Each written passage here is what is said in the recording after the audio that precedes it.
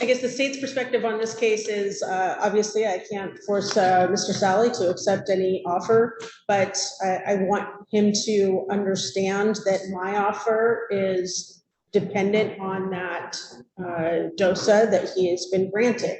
Come September, that offer will no longer be available to him. It will be nonsensical. And so, so long as he understands that with a continuance to September, my offer no longer remains, and likely will be proceeding forward on the felony, then I don't have an objection to the continuance. But I'm pretty sure counsel has discussed this with him, so. I have, and he understands that. Okay. Excuse me, I got a question. Sorry, go ahead. Nope, you go ahead, sir. Okay, for the prosecutor, I'm under the impression that she wants to also give me a residential DOSA. Brandon. Huh? Don't discuss the case or offers.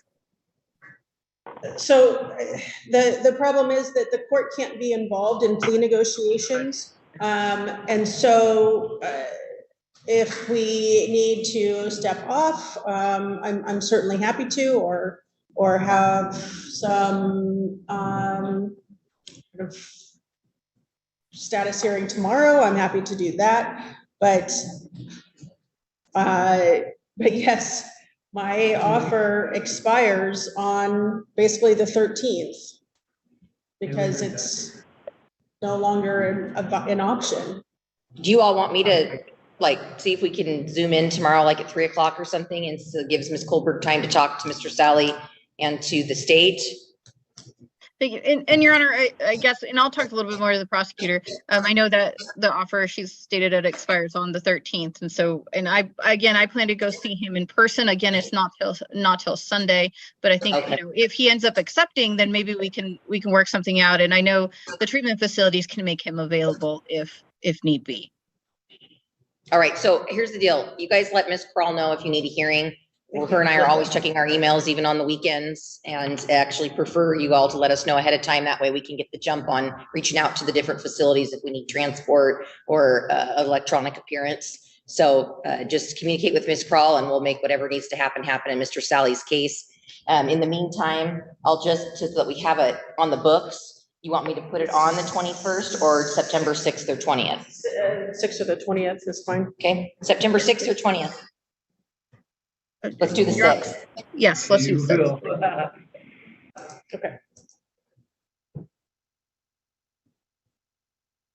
Perfect. All right, Mr. Sally, that will conclude your matter for today. Your attorney will be in to see you on Sunday. All right, ladies, have a good day. All right, you too. Thanks, Brandon. All right, that concludes Franklin County's matters. Yes. Oh, Jackie Thacker just signed on the Zoom link. Mr. Erm's been patiently waiting for her. Let me find her on a docket. Is 23-1-1807. Mr. Erm, what's the status of this matter? Well, first, Your Honor, I received a phone call after we logged off here from Ms. Thacker stating that due to circumstances beyond her control, she doesn't have a vehicle. She couldn't get a ride there, and she was stuck in Tri-Cities. So I forwarded her the link so that she could appear and hopefully not be warranted today. Regarding status, Ms. Thacker, you got to mute your phone. You're making it really noisy over here. All right, go ahead. Regarding status, there is a global offer out that includes a number of misdemeanor cases in district court. I've discussed it with her. I believe Ms. Cortez and I may be wrong, but I think Ms. Cortez and Mr. Jacobs have also discussed it with her. It's somewhat up in the air. What happens, the disposition in this case depends on what happens with that global offer. I know the prosecution wants something to happen on this one way or another. I was hoping to have some indication yesterday, but her cases were not on the district court docket yesterday. So I think we're still stuck there. All right, so do you want this bumped over to June 21st? That would be fine, Your Honor, 21st in one way or another. I think she'll come up in district court prior to then. So that will be the proverbial put up or shut up, I guess, at that point. All right, does that work for the state, Ms. Christensen? With that statement. Put up or shut up, yep. With that representation, yes. I'm not sure if we have an updated address for Ms. Thacker or if she's allowed to travel outside the county. I have an address in Waitsburg, Your Honor.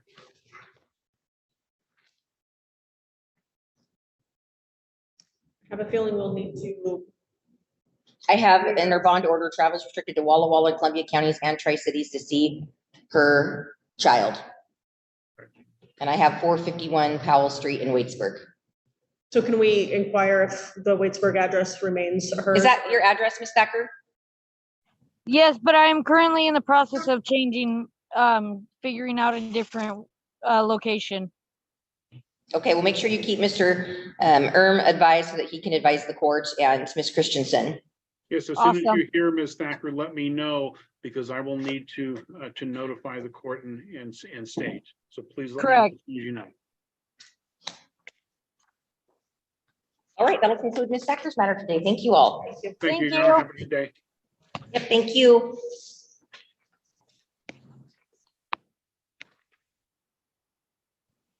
All right, we have State of Washington versus Brigado Boomin Garcia, 23167. That's Mr. Jacobs' matter. Mr. Jacobs is on the Zoom link. Good afternoon, Mr. Jacobs. Looks like this is on for pre-trial as well. We don't have a trial date in this matter, do we? I didn't see one.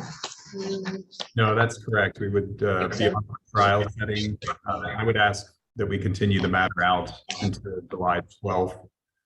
There's no plea offer on the table, but so we are preparing for trial. Part of that is continuing the investigation. This is, as you know, a wide-ranging set of circumstances. And most importantly, we have a pending Public Records Act request county, which they are promising will be returned. The response will be returned on or before July 6th. And so based principally on that and the continuing investigation, we'd ask to continue the matter out to the July 12th docket if there is one on that date. And hopefully have time to renew resolution discussions with. All right, and Mr. Garcia, oops, sorry. Mr. Garcia, you understand you have the right to have a trial within 90 days of your arraignment, and your attorney's asking to continue this out so that he can collect information. Do you have any objection to that? No objection. All right, any objection from the state?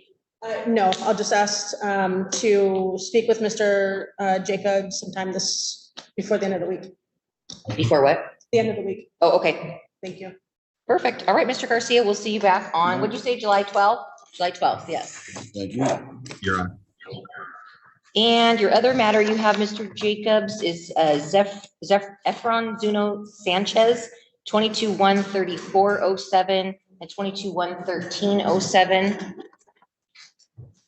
Correct, Your Honor.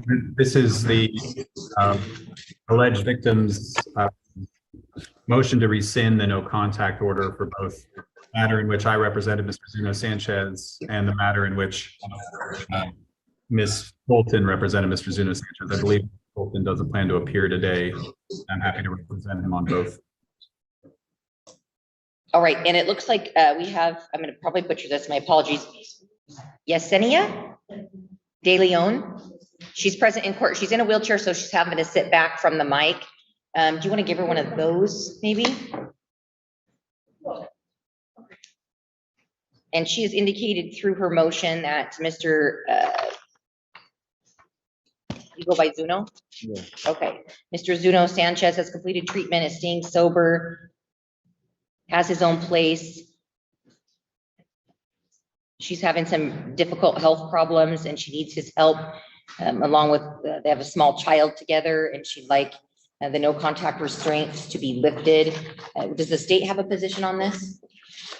You know, I am less personally familiar with this case. However, I did have an opportunity to speak with Mr. Slack about somewhat the history, including the fact that beyond the two judgment and sentences that you have before you with the no contact orders, there were numerous violations of that, of the protection orders that countless times the agency would go to check up on, for instance, CPS would go and check up on children and find Mr. Zuno Sanchez present in violation of the order. And my understanding from Mr. Slack is that he has a great deal of concern that Yesenia,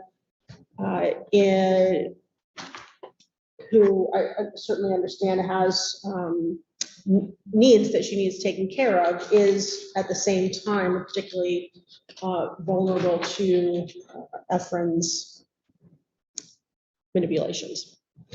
There are, as I said, he has a pretty extensive history of including the assault in the second degree, which was a violent offense.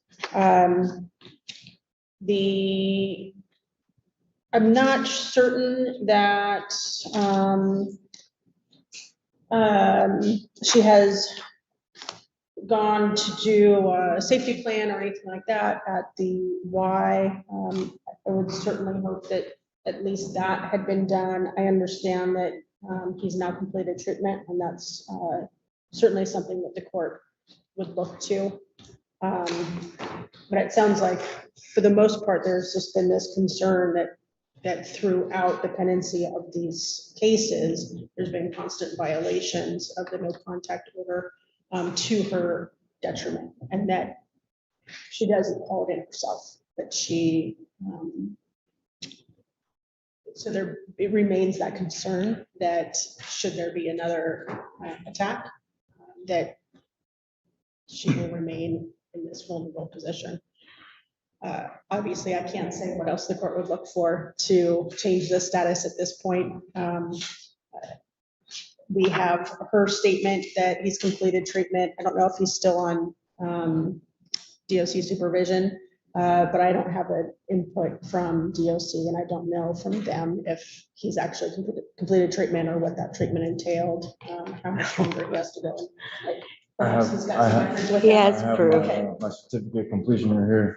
Okay, good job. So I'm happy to. You want to grab that for me, Rick, so I can take a gander at it? And Yesenia, what did you want to say? I saw you raising your Well, hand. you know, I don't understand at this point, why he can't be a part of our lives. I do really need him. Thank you. You know, I do dialysis 3 times a week, and honestly, that's the only thing keeping me alive right now. So who's to say my treatment stuff, you know, I mean, as far as transplant, who's to say that's gonna work? You know, and I don't want to leave my son without knowing that he's gonna be okay. And, you know, Mr. Zuno, yes, he did have a problem with, you know, consuming, you know, drugs, but that's been, you know, not an issue for a long time for him, you know. I know that he is on DOC, but call his DOC officer, you know, see where he's at in his, you know, in all his legal stuff that he has going on. But I'm just asking you to please, it's time, you know, it's been over a year. My son don't know his dad, you know, and that's not fair to him either.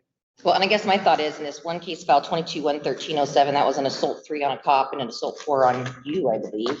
No, we've never had any assault on me.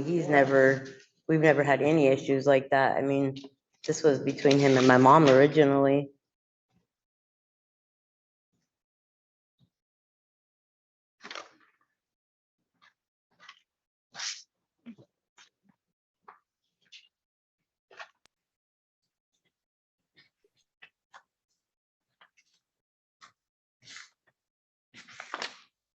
Your Honor, I can provide some amplifying comments whenever Your Honor is ready. Oh, for Isabel Gutierrez? Yeah, that's my mother. Okay. Yeah. And then the other case, it looks like it was the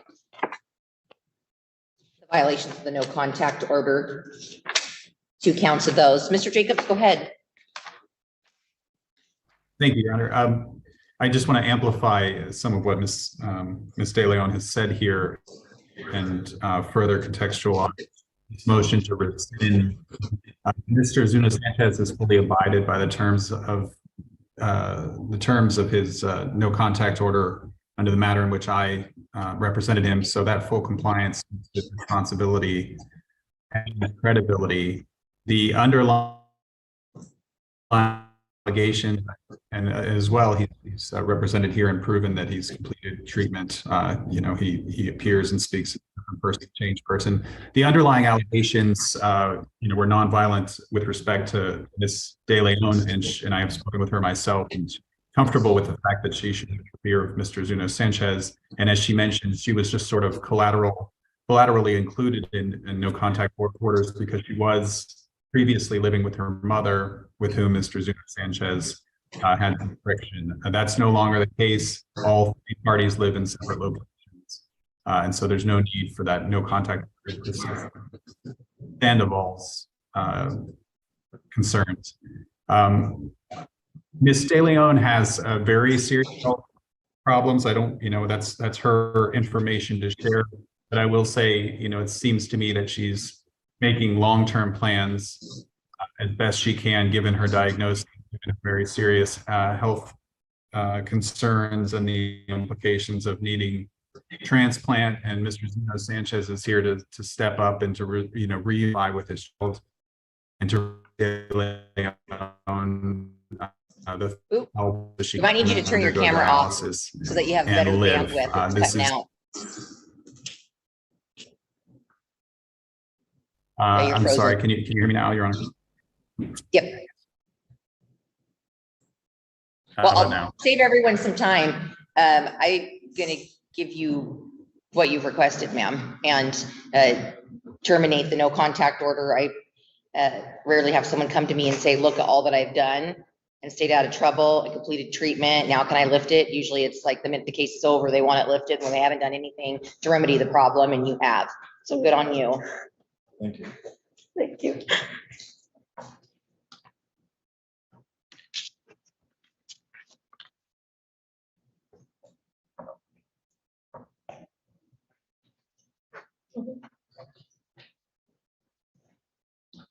Keep up the good work, Zuno. Thank you. Yeah. And before you take off, I'm going to have you guys sign this. Is that all right with you, Mr. Jacobs, to have your client sign the rescinding no contact order? It is. Thank you, Your Honor. You bet. We'll get Ms. De Leon to sign too.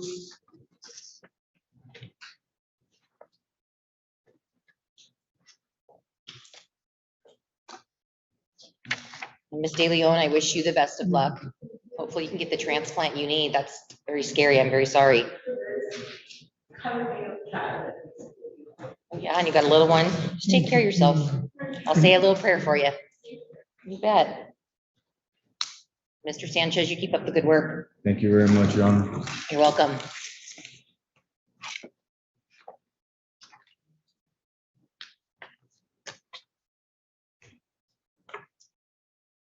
Mr. Jacobs, thank you for your assistance in this matter. Thank you, Your Honor. I apologize. Have a good day. Oh, no, you're just fine. And I don't see you anywhere else on the docket. Did we get all your cases? We did. Thank you, Your Honor. Okay, wonderful. Have a good rest of your day. You too. Thanks. All right, what's your name, sir? What is it? Tyson. Okay, he's number 14 on the docket. That is Ms. Lemon's matter, 23-127. And also number 15, which is 23-0307. Oh, yes, you're right. 23-1-307. What'd you say? 23-1. Oh, there it is, right in the case.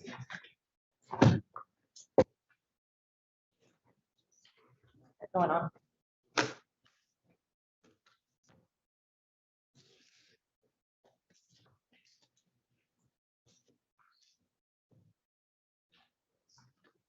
There we go. All right, Ms. Lemons, what's the status of this matter, or these matters, I should say?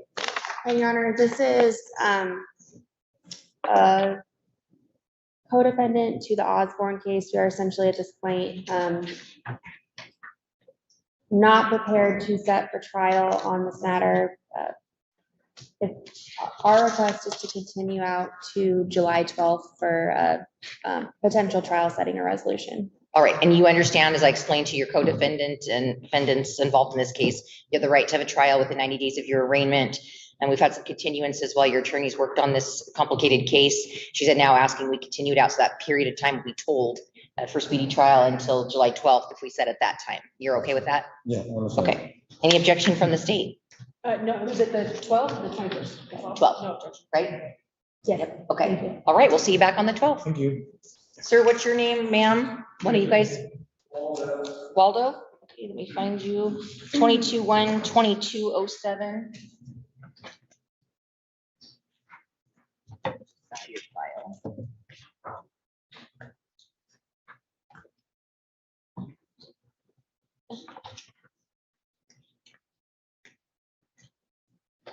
I got these all out of order. I sure did.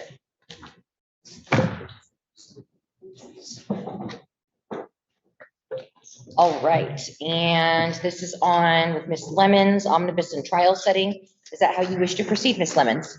No, Your Honor, at this point, I've been discussing with the state potential plea offers. And so the state, I believe, needs a little bit more additional time to provide an offer. Mr. Waldo has signed off on a waiver of speedy trial. At the last court date, there was a question on whether speedy started over once we enter the order of competency, which I do have that to hand forward as well, or if it was told and then began again. So we're just doing a waiver with the commencement date of today. Okay, And perfect. execution of September 5th, if I can handle that forward. See, my understanding was always that once the competency becomes an issue, speedy's told. So, and then it restarts once you get your order of competency entered. So it looks like it's told. He's waiving it through September 5th. Okay, you got that? And I have prepared an order finding competent, as I don't believe we had that last time, so. Okay, I'm signing off on that. And I'm sorry, Ms. Lemons, what date did you say you wanted to move this to? July 12th, please. 12th? Does that work for you, Ms. Christensen? Yes, thank you. Work for you, Mr. Waldo? Yes. All right, we'll see you back on the 12th at 1:30. Thank you very much, You ma'am. bet. Thank you. All right, are you all here for a court hearing? What's your name?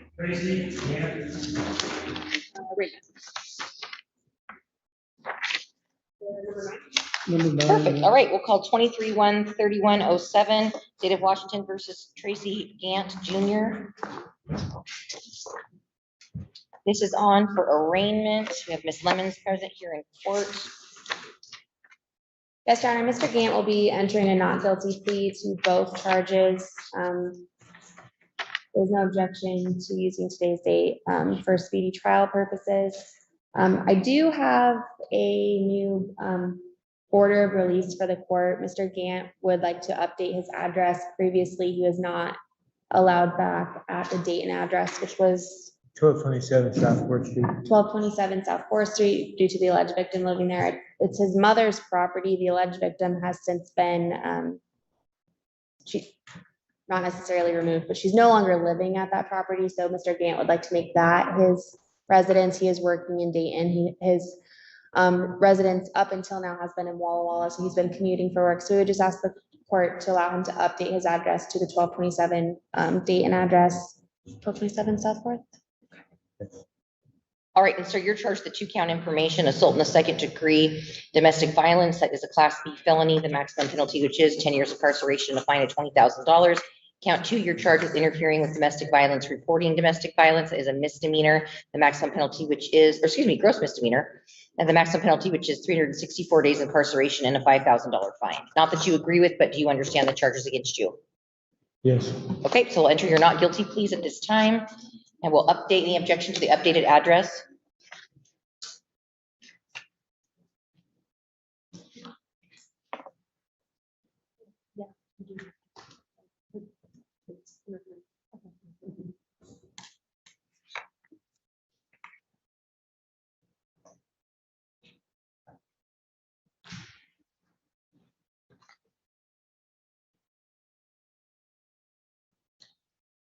And so as to the address, I have no reason to doubt that statement. I know it is his mother's property, and I know that the victim had been, I was interested in finding another situation. I haven't verified with her that she's not there. And so, so long as this address change is not seen as basically an eviction of her from the property.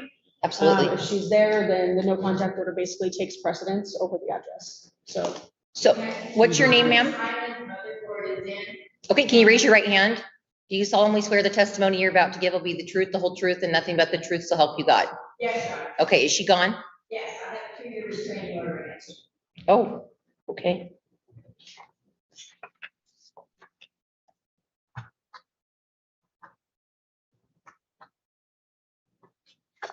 All right, so I've signed that bond and order of release that changes the address that he can return to his mother's residence.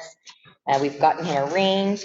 Ms. Lemons, do you wish your omnibus hearing to be on June 21st or July 12th? July 12th, please. Does that work for everybody?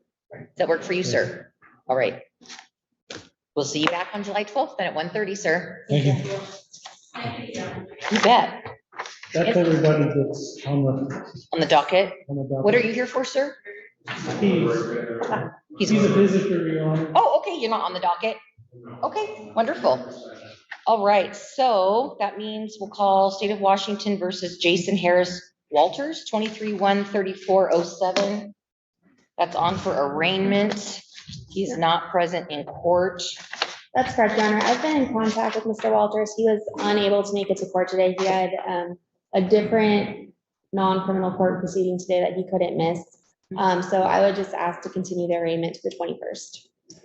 Okay, we'll continue him over to the 21st. And then we have State of Washington versus George Wayne Brooks, 23-13307. That's Ms. Colbert's matter. That's on for arraignment as well. Ms. Colbert, do you know the status of your client? Your Honor, unfortunately, I do not. I was, when he had his preliminary appearance, I was not on that hearing. It's my understanding he lives in Spokane.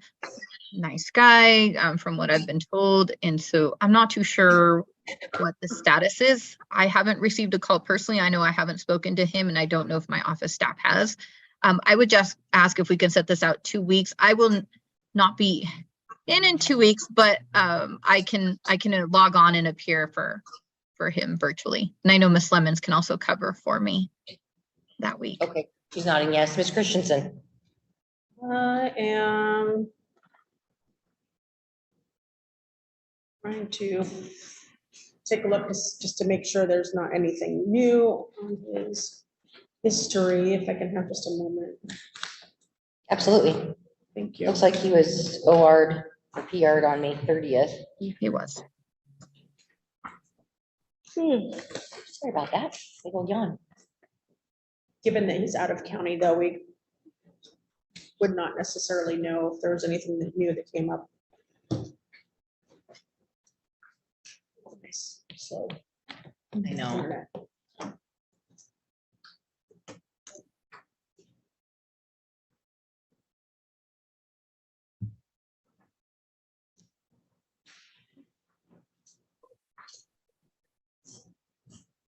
Well, my patience might not exceed my bandwidth, so no objection. All right.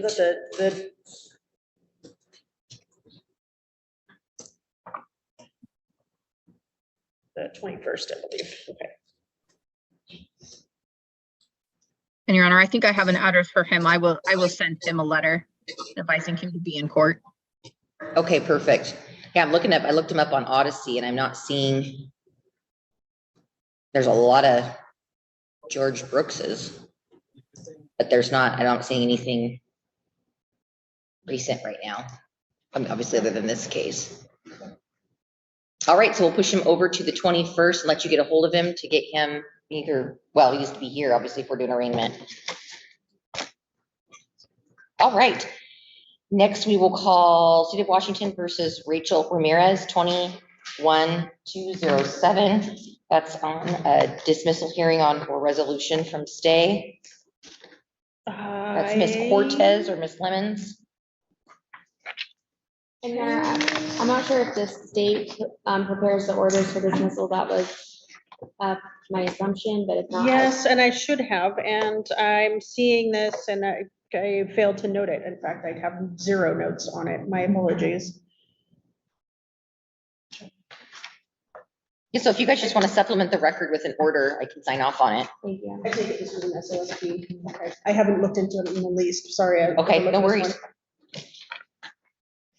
Then we have State of Washington versus Joel Hicks, 23-1-1207. That's Ms. Kohlberg's matter on, it says for settlement. Thank you. Yes. And Your Honor, oh, sorry, Janine. Your Honor, we have an agreement to continue this matter out to July 12th. Mr. Hicks was in court yesterday in district court, and I had asked Ms. Christensen if it was okay. He has a DUI pending in Benton County that he needed to be in court for today. So he did sign a waiver. I did provide that to Ms. Lemons. I'm hoping she was able to take that to court for me. She has it.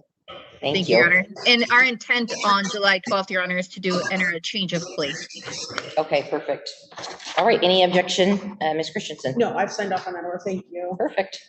All right, we'll move into July 12th. Thank you all. And then our last 130 matter is State of Washington versus Mark Jackson, 22-1-25-07. That is Ms. Kohlberg's matter as well, on for a review hearing. And Your Honor, I don't think he has been before, this matter has come up before Your Honor since that last hearing where I was in court and his dependency was also on, and I think Your Honor actually commended him for how well he was doing. I did. It was on April 19th, and then he saw Judge Cox on 5/17, and it said that you told the court that he's potentially looking at new charges, and not doing well, which is a bummer. Yes, and so right now I know there is a pending criminal investigation in Walla Walla. Charges are fairly serious. He's still on DOC supervision.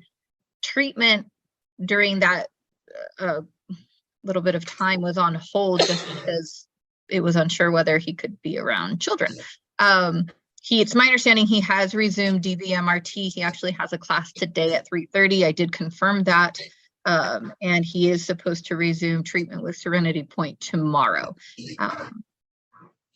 So he's being watched closely right now. I guess he may be potentially facing charges. Seems like that's where that's headed. So I would just ask if we could set this review into July and see if there's any, and I can provide the court with further information. I did speak with Mr. Jackson before court today on a quick break. And he's not here present, correct? No, and it looks like it said at the last hearing, it says the state will not ask for a bench warrant at this time. That was the last hearing. I don't know what your position is today. My understanding was that he had actually been picked up on a warrant in Walla Walla. It was a DOC violation and he was released. Okay, just on the DOC? Yes. And he had specific instructions to resume DVMRT today. So he is in Walla Walla. It's my understanding he will be at the 3:30 DVMRT class, and he has specific instructions to be at Serenity Point tomorrow. So he is supposed to comply, and I'd like to show the court that he's going to follow through with that. I guess at this point I'd agree to a continuance, but I would prefer to have our next hearing a little quicker, something sooner than July. I understand council's not here on the 21st. So I don't, maybe we're stuck with July 12th and that's the way it is. It sounds like the state may need to update its motion regarding the show cause, however. My only suggestion, if you all want to do it sooner, Ms. Kroll, I don't know if you're thinking what I'm thinking, but I was thinking on the 28th, like any of us could zoom in at any time. The only thing I have is it looks like Trial. it's the day before your trial, if it goes. So do you all want me to do that? Like set up a time on the 28th to see what's going on with him? Or you want July 12th? The 28th would be fine with me if. Does that work for you, Ms. Kohlberg? Yes, Your Honor. Okay, what time are you guys thinking? I would prefer afternoon, but Like 1:30? yes, please. Okay. So 1:30, Wednesday, June 28th, we will take a look at Mr. Jackson and hopefully he's gotten himself back on the right path. All right, thank you. Thank you, Your Honor. All right, that'll conclude our 1:30 docket. We'll be in recess till 3:15. Oops, how do I? There we go. Oh man, I'm stiff.